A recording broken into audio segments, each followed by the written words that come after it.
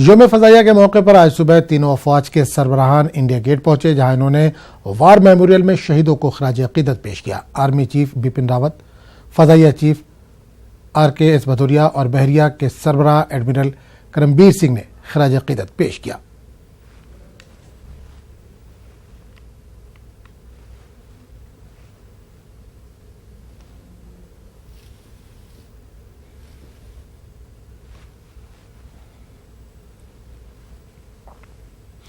आज फजाइया का 87वां यौम तासीस है। पेश इस ताल्लुक से एक खास रिपोर्ट।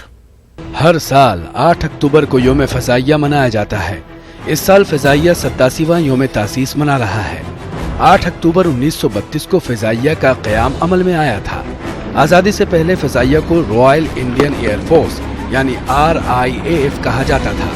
1 अप्रैल 1933 को फजाइया के पहले दस्ते का क़याम हुआ था, जिसमें 6 RAF ट्रेंड अफसरान और 19 हवाई सिपाहियों को शामिल किया गया था। आजादी से पहले एयरफोर्स पर आर्मी का काबू था। आजादी के बाद मुल्क की फजाइया ने कई मार्कों में नुमाया किरदार अदा किया है।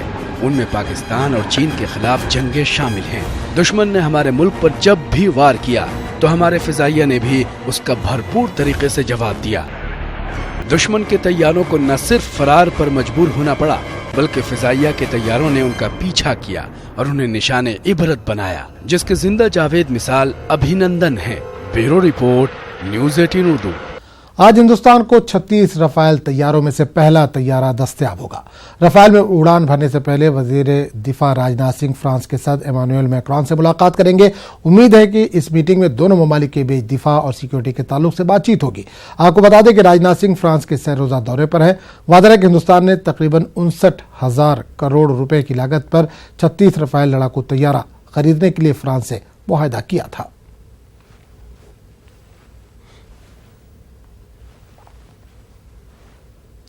वादी में मजबूरी तौर पर हालात पुरअमन है। जराये के मुताबिक वादी कश्मीर में जाने वाले सयाहों के लिए खुशखबरी है।